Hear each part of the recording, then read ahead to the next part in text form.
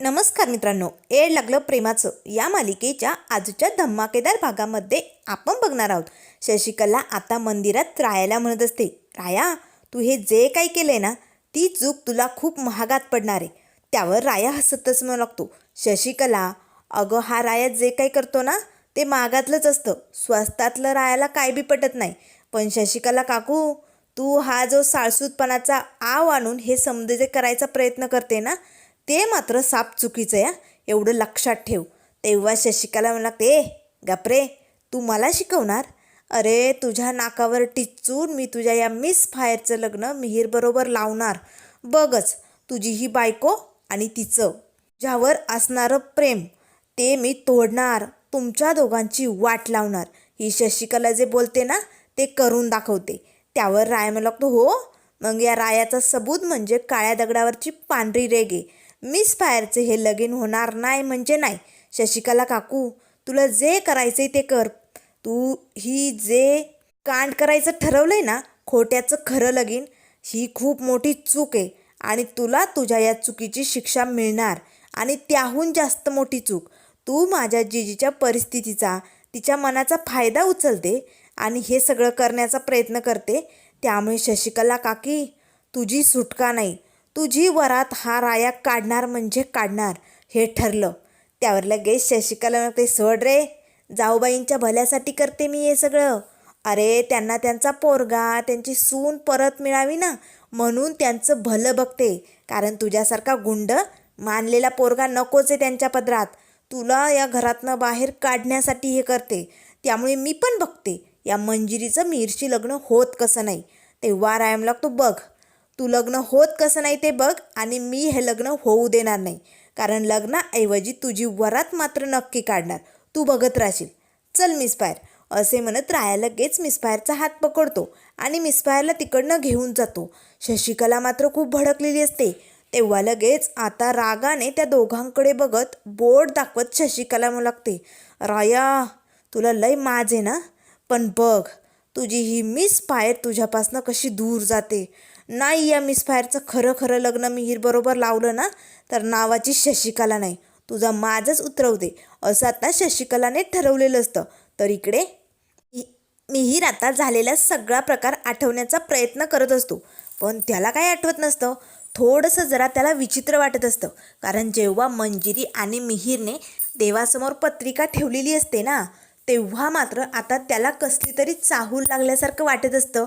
तेव्हा लगेच आता तो आपल्या डोक्याला हात लावतो आणि जोर देऊन काही आठवतंय की काय याचा प्रयत्न करू लागतो. पण मात्र मिहीरला काहीच आठवायचा मार्ग समोर दिसत नाही. तेव्हा आता मिहीर लगेच नानाजीजीला म्हणू लागतो, नानाजीजी, माझ्यासोबत असं का घडतंय? का मला काही आठवत नाही आहे? मी तेव्हाही असाच सेम पत्रिका ठेवायला गेलो होतो का? तेव्हा काही घडलं होतं का? मला अशी विचित्र फिलिंग येते. त्यावर लगेच आता जीजी म्हणू लागते, मिहीर, स्वतःला त्रास करून घेऊ नको.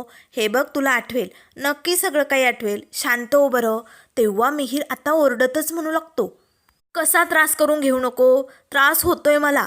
मला आठवतच नाही आहे माझ्याबरोबर असं का घडलं, कोणी केलं, त्या गुंडांशी माझा काय संबंध, हे सगळं मला कोण सांगेल? मला का काहीच आठवत नाही आहे. पण जीजी, नाना, मी तुम्हाला एक विचारतो, जेव्हा आधी आपण पत्रिका ठेवायला गेलो होतो तेव्हा तिथे काही विचित्र प्रकार घडला होता का? नाही म्हणजे का कुणास ठाऊक, माझं मन मला सांगतंय की नक्कीच काहीतरी घडलं होतं, पण मला आठवत नाही आहे. सांगा ना नानाजीजी, असं काही असेल तर प्लीज मला सांगा. आता रुजिदा, नानाजीजी सगळेजण एकमेकांकडे बघू लागतात. मिहीरच्या लक्षात येतं नक्कीच काहीतरी घडलेलं आहे. तेव्हा मिहीर म्हणू लागतो, जीजी, हे बघ, तुला तुझ्या मुलाची शपथ आहे, प्लीज, मी तुझा मुलगा आहे ना, मग प्लीज मला सांग ना, तेव्हा काही घडलं होतं का तिथे? त्यावर जीजी म्हणू लागते, सांगते मिहीर, तू शांत हो, मी सगळं काही सांगते. ठरल्याप्रमाणे आज आपण जशी पत्रिका घेऊन गेलो होतो ना, तशीच आधी आपण पत्रिका घेऊन गेलो होतो. नाना, मी आणि तू. तू तर खूपच खुश होता. सगळेजण आनंदात होते, कारण तुझं लग्न होतं ना. म्हणून आनंदाच्या भरात आपण सर्वप्रथम देवासमोर पत्रिका ठेवण्यासाठी मंदिरात गेलो. मग तू देवासमोर पत्रिका ठेवली आणि लगेच तू मला म्हणू लागला. आता ते पाठीमागचे क्षण इथे दाखवले जातात. आता मिहीर जीजीला म्हणू लागतो, जीजी, चल, पत्रिका ठेवण्याचं काम झालंय. आता देवासमोर पत्रिका ठेवली म्हटल्यावर सगळीकडे वाटायला काही हरकत नाही. आपण आता सगळीकडे पत्रिका वाटायला घेऊया. चला निघायचं. त्यावर जीजी म्हणू लागते, थांब मिहीर, जरा आपण देवाचा आशीर्वाद घेऊया. त्यावर मिहीर म्हणू लागतो, जीजी अगं देवासमोर पत्रिका अर्पण केली, आणखीन कसला आशीर्वाद घेणार आहे तू? चल बरं, आणखीन टाईमपास करू नको.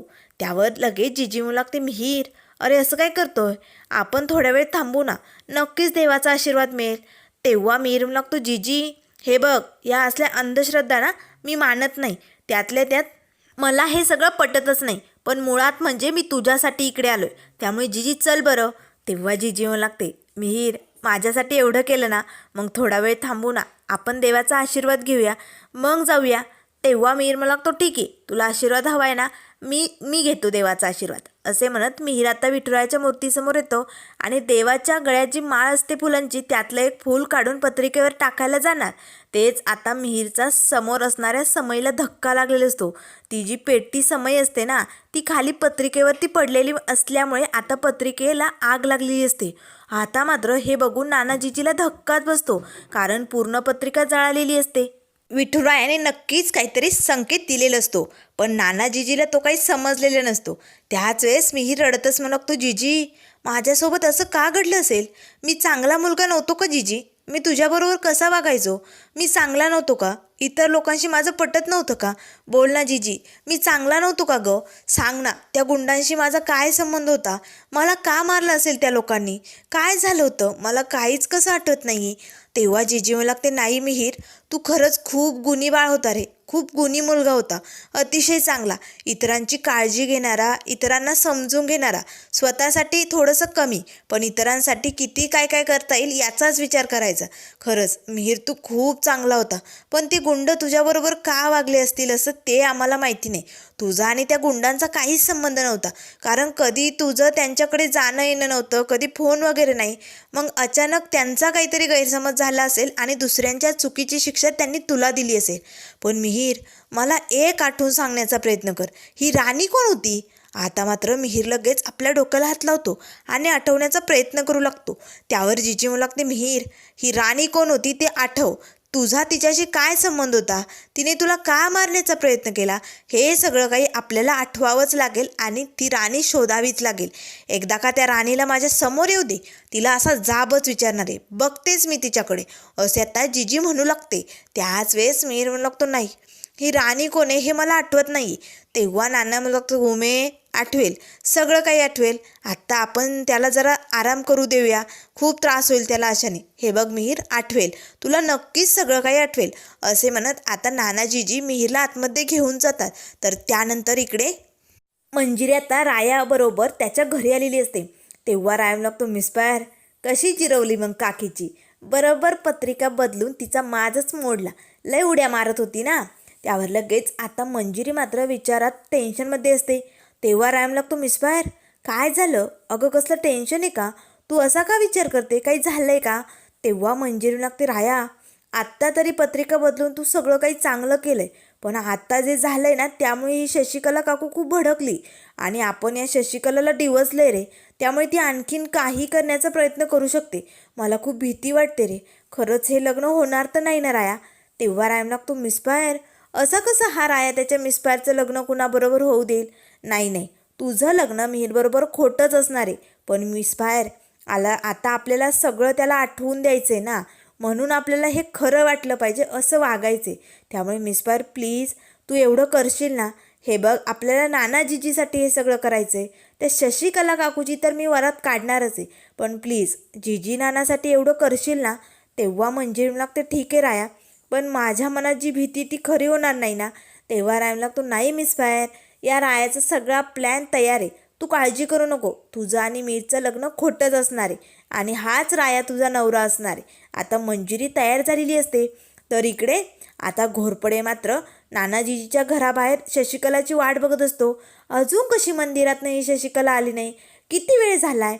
त्याच वेळेस आता शशिकला येताना दिसू लागते. तेव्हा घोरपडे म्हणू लागतो, चला मी खूप काही मिस केलं आहे, मंदिरात जे काही घडलं असेल ना ते अगदी इंटरेस्टिंग असेल, मला बघायचं होतं, पण या गुरुजीमुळे राहिलं. पण जाऊ द्या, आता शशिकला सांगेल की मला. आता शशिकला जयजवळ येते आणि खूपच भडकलेली ही फुगलेली शशिकला बघून घोरपडे म्हणू लागतो, शशिकला काय झालं, सगळं काही ठीक आहे ना? तेव्हा शशिकला रागातच म्हणू लागते, गुरुजी कुठे येतो, आला की नाही? तेव्हा घोरपडे म्हणू लागतो आला.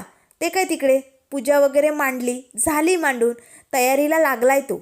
आता शशिकला पटकन दरवाज्यातनं डोकावून बघते. हॉलमध्ये गुरुजींनी सगळे विधीची तयारी केलेली असते. आता शशिकला पटकन आपला मोबाईल काढते आणि या गुरुजींना फोन लावते. गुरुजी फोन उचलतात आणि शशिकलाला म्हणू लागतात, शशिकलाजी, अहो मी तुमच्या घरात आहे, तुम्ही कुठे आहात? तेव्हा शशिकला म्हणू लागते, आहे मी इकडेच आहे, पण सगळं काही ठरल्याप्रमाणे व्हायला पाहिजे. यात जर काही गोंधळ झाला ना तर माझ्याशी गाठे. त्यावर गुरुजी म्हणू लागतात, शशिकलाजी, तुम्ही सांगितलंय ना तसंच होणार. हे लग्न खोटं जरी असलं तरी हे लग्न खरं कसं लावायचं हे मला चांगलंच माहिती, आणि हे लग्न खरंच असणार आहे. शशिकलाजी, तुम्ही माझ्यावरती विश्वास ठेवा. त्यावर लगेच आता शशिकला म्हणते, बरं ठीक आहे, कळलं, लाग कामाला, असे म्हणत शशिकला फोन बंद करते. त्याच वेळेस घोरपडे म्हणू लागतो, डबल क्रॉस, मी सांगितलं तरी गुरुजींना फोन केला, माझ्यावर विश्वास नाही आहे का? त्यावर शशिकला रागाच्या भरातच म्हणू लागते, हे बघ घोरपडे, एकदा का माणसाला दूध गरम लागलं आणि त्या दुधाचा चटका लागला ना तर दुसऱ्या वेळेस माणसाने ताकही फुकून प्यायला पाहिजे, नीट लक्षात ठेव. आता असे म्हणत शशिकला निघून जाते. पण घोरपडेला काही कळत नाही, अशी का कोड्यात बोलली असेल, नेमकं काय झालं असेल याचा तो विचार करू लागतो. तर इकडे आता मंजिरीच्या रूममध्ये मंजिरी तयार होऊन बसलेली असते. आता तिने छान साडी घातलेली असते, मस्त मेकअपही केलेला असतो. तेवढ्यात रुजिदा येते आणि लागते, मंजू, गुरुजींनी बोलावलंय तुला हॉलमध्ये, चल यायचं का? तेव्हा मंजिरी लागते, ठीक आहे. आता मंजिरी निघालेली असते.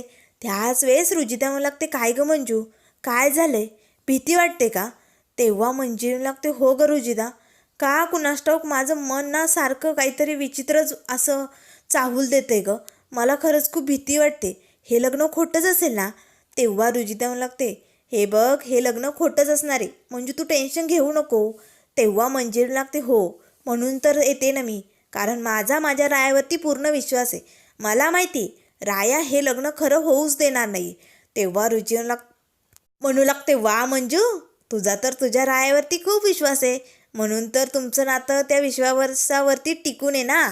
तेव्हा मंजिरी लागते, हो, राया माझा विश्वास कधीही मोडणार नाही, तो नक्की येणार आणि हे लग्न खोटंच असणार आहे, मला माहिती, त्यांनी सगळं प्लॅनिंग केलेलं असणार आहे. असे म्हणत आता लगेच रुजिता लागते, बरोबर ठीक आहे, चल मग निघायचं का?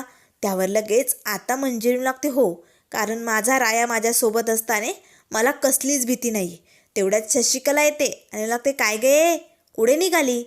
तेव्हा मंजिरी लागते, काकू, तुला माहिती नाही आहे का, बाहेर जे तू लग्न लावायचं ठरवलं आहे ना तिकडेच निघाले. त्यावर शशिकला लागते, ही अशी, अगं गळ्यात पहिलंच मंगळसूत्र आहे तुझ्या आणि तू दुसरं लग्न लावायला चालली, आधी हे मंगळसूत्र काढावं लागेल आणि मगच दुसरं मंगळसूत्र घालता येईल ना, मग तुला हे मंगळसूत्र काढूनच बाहेर जावं लागेल. तेव्हा लगेच मंजिरी लागते, काकू बास, लग्न खोटं आहे हे तुलाही माहिती आणि त्या मिहीरलाही माहिती, त्यामुळे मंगळसूत्र काढायची गरज नाही आणि ते मी काढणार नाही. त्यावर शशिकला म्हणू लागते, अगं त्या मिहीरला आठवण्यासाठी आपण हे सगळं करतोय ना, जर तुझ्या गळ्यात आधीच मंगळसूत्र बघितलं तर त्याला कसं आठवणार, सगळं खरं खरं झालं पाहिजे की नाही, मग त्याला काय वाटेल? त्यावर लगेच मंजिरी लागते, हो, त्याला सगळं माहिती आहे शशिकला काकू, की हे लग्न खोटं लावतोय आपण त्याला आठवण्यासाठी, मग तू समजून घेईल ना. त्यावर शशिकला लागते, नाही मंजिरी, तुला हे मंगळसूत्र काढावंच लागणार आणि ते मी तुला काढायलाच लावणार. असे म्हणत आता शशिकला मंजिरीकडे बघू लागते. त्याच वेळी जिजी येते. अगं शशिकला, काय झालं, झाली की नाही तयारी? तेव्हा शशिकला लागते, जाऊबाई, झाली ना तयारी, पण तुमची ही लाडकी मंजिरी, तिची मध्ये टॅ चालूच आहे, ऐकायला तयारच नाही, बघा ना, ऐकतच नाही, तिने तिची लांबण लावूनच धरली. त्यावर जिजी म्हणू लागते, काय झालं? तेव्हा मंजिरी लागते, जिजी, मी तयार आहे यायला, पण शशिकला काकू म्हणते की मंगळसूत्र काढ. मंगळसूत्र काढून मी येऊ शकत नाही, मी नाही काढणार, हे मंगळसूत्र म्हणजे माझं आणि माझ्या रायाच्या प्रेमाचं प्रतीक आहे.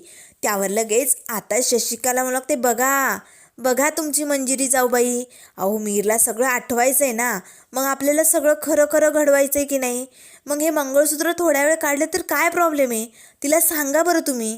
त्यावर जिजी म्हणू लागते, हे बघ मंजिरी, थोडा वेळ मंगळसूत्र काढून ठेव, नंतर पुन्हा घाल, प्लीज माझं ऐक. तेव्हा मंजिरी लागते, नाही जिजी, मला ते जमणार नाही, मंगळसूत्र मी काढू शकत नाही. जिजी, तू जे सांगितलं ते मी ऐकलं, पण हे मंगळसूत्र मी गळ्यातनं काढणार नाही, कोणी कितीही काही म्हणा. त्यावर लगेच जिजी म्हणू लागते, बरं बरं ठीक आहे, मी आलेच, असे म्हणत जिजी तिकडनं बाहेर निघून जाते. त्याच वेळेस इकडे आता बाहेर डिफिकल्ट डंकी आणि राया आलेले असतात. तर अंगणात आता खूप छान सजावट केलेली असते. संपूर्ण घर अगदी फुलांच्या माळाने सजवलेलं असतं. तेव्हा डिफिकल्ट म्हणू लागतो, राय भाऊ इथे तर सजावट लयच भारी आहे, खोट्याचं खरंच लग्न वाटतंय. पण राया भाऊ सजावट मात्र खूपच छान हा, शशिकला काकीच्या वरातीची, हो की नाही, चांगलाच बँड वाजवायचा आहे त्या घोरपडेचा आणि शशिकलाचा. त्यावर रायम लागतो, हो हो आपलं ठरलंय ना तसंच व्हायला पाहिजे. एकदा का लग्न लागलं की लगेच तुम्ही दोघांनी आतमध्ये यायचं आणि त्या मिहीरला खरं खरं उचलायचं. हे सगळं खरं खरं वाटलं पाहिजे, कारण जर आपण त्याला जबरदस्तीने उचलून नेलं तर त्याला काही आठवणार नाही. पण जसं घडलं होतं तसंच जर समजा घडून आणलं तर नक्कीच त्याला समजा काही आठवेल. त्यामुळे आपल्याला खरं खरंच नाटक करायचे, सगळं पहिल्यासारखं. अण्णाने त्याला का बोलावलं असेल, अण्णाचा त्याला का फोन आला असेल, ती राणी कोण असेल, हे सगळं सत्य जाणून घ्यायचं आहे आपल्याला. त्यामुळे सगळं काही व्यवस्थित प्लॅनप्रमाणे झालं पाहिजे. तेव्हा लगेच आता डिफिकल्ट म्हणू लागतो, राय भाऊ तू टेन्शन घेऊ नको, समजा काही प्लॅनप्रमाणेच होणार, पण कधी केव्हा कुठे काय करायचं ते फक्त आम्हाला सांग, मग लगेच आम्ही सुरुवात करतो. तेव्हा रायम लागतो, बरं बरं ठीक आहे. त्याच वेळी जिजीचा फोन येतो. राया पटकन फोन उचलतो, जिजी अगं मी बाहेरच, काय झालं. तेव्हा जिजी म्हणू लागते, राया अरे बघ ना ही मंजिरी मंगळसूत्र काढायलाच तयार नाही. तेव्हा रायम लागतो, काय मंगळसूत्र पण का काढायचंय. त्यावर जिजी म्हणू लागते, राया आता सगळं खरं खरं करायचं म्हटल्यानंतर मिहीरलाही समोर खरं खरंच दिसलं पाहिजे ना, तरच त्याला आठवेल की नाही. मग जर मिसफायर म्हणजे तुझ्या मंजिरीच्या गळ्यात जर मंगळसूत्र दिसलं तर त्याला त्यावेळेचे क्षण वाटणार नाही ना, म्हणून आम्हाला वाटते की मंगळसूत्र काढून ठेवावं. त्यावर रायम लागतो, बरोबर ठीक आहे मी येतो आतमध्ये, असे म्हणत राया आतमध्ये निघालेला असतो. त्याच वेळेस शशिकला लागते, मंजिरी तू किती नाही म्हटलं ना तरी तुझ्या या रायाचं मंगळसूत्र ही शशिकला तुझ्या गळ्यातनं उतरवणार, नीट लक्षात ठेव. त्यावर लगेच मंजिरी लागते, काकू बास हा, पुरे झालं, माणूस ऐकून घेते म्हणून तू काही बोलशील का, मी माझ्या गळ्यातलं हे मंगळसूत्र काढणार नाही म्हणजे नाही. त्यावर लगेच रुजिता म्हणू लागते, मम्मी अगं ती नाही म्हणते ना, मग कशाला तिला फोर्स करते. त्यावर लगेच शशिकला लागते, गप ग तू, मध्ये त्या त्या काय करत असते ग, सारखी बहिणीची बाजू घेत असते, तुला कोणी काही विचारलं का, नाही ना, मग मध्ये बोलू नको. आणि मंजिरी मी तुला सोडणार नाही, आता बघतेच हे मंगळसूत्र कसं निघत नाही, असे म्हणत शशिकलाने आता मंजिरीच्या गळ्यातलं मंगळसूत्र ओढायला सुरुवात केलेली असते. एका बाजूने मंजिरी ओढून धरत असते, दुसऱ्या बाजूने शशिकला. आता मात्र रुजिताला काय करावं काही सुचत नाही. तेव्हा मंजिरी लागते, काकू सोड, मंगळसूत्र तुटेला, काकू सोड. त्यावर शशिकला लागते, तुटू दे तुटू दे त्याला, तसं ते बाहेर निघणार नाही, एकदाचं हे मंगळसूत्र तोडलं आणि फेकलं ना तर तू मोकळी होशील. त्यावर लगेच आता दोघींमध्ये ही झटापट चालू असते. तेवढ्यात राया येतो आणि आता राया लगेच काकूवरती ओरडतच लागते, हात काढ, हात काढ, मिस फायरच्या मंगळसूत्राचा हात काढा, नाहीतर या रायाशी गाठे, लक्षात ठेव. आता शशिकला ते मंगळसूत्र सोडते. त्यावर लगेच रायम लागते, काकू तुझी हिंमत कशी झाली ग मिस फायरचं मंगळसूत्र तोडण्याची. तेव्हा शशिकला लागते, घ्या, काही चांगलं करायला गेलं की गुंड हजर, आमच्या घरात हा गुंडा सारखा धावतच येतो त्याची गुंडगिरी दाखवायला. त्यावर रायम लागतो, शशिकला काकी अगं मी जे वागतो ना त्याला गुंडगिरी नाही, तू जे करती ना त्याला गुंडगिरी म्हणतात. एक बाई असून एखाद्या बाईच्या गळ्यातलं मंगळसूत्र तोडायला निघाली, तुला लाज नाही वाटत. त्यावर लगेच आता शशिकला म्हणू लागते, तुझं कीर्तन बंद करा, उगाच मला ऐकवू नको, मी हे मंगळसूत्र काढणार म्हणजे काढणार. त्यावढ्यात लगेच आता जिजी येते आणि लागते, मंजिरी प्लीज माझं ऐक ना गं, मी हात जोडते, तू माझ्यासाठी हे गळ्यातलं मंगळसूत्र काढ, थोडा वेळ काढायचे फक्त. त्यावर मंजिरी लागते, नाही जिजी मी हे मंगळसूत्र नाही काढू शकत, कोणी किती काही म्हटलं तरीही हे मंगळसूत्र उतरवणार नाही आहे मी. त्यावर शशिकला लागते, काय प्रॉब्लेम आहे तुला, अगं थोड्या वेळ काढून ठेवायचे फक्त, लगेच तुमचं नातं तुटणार आहे असं थोडं असतंय. त्यावर मंजिरी लागते, काकू या एका मंगळसूत्राची किंमत, त्याचं अस्तित्व तुला माहिती आहे. अगं तुझ्या गळ्यात असेल हे खोटं नाटं मंगळसूत्र, पण माझं मंगळसूत्र म्हणजे माझ्या आणि माझ्या रायाच्या प्रेमाचं प्रतीक आहे.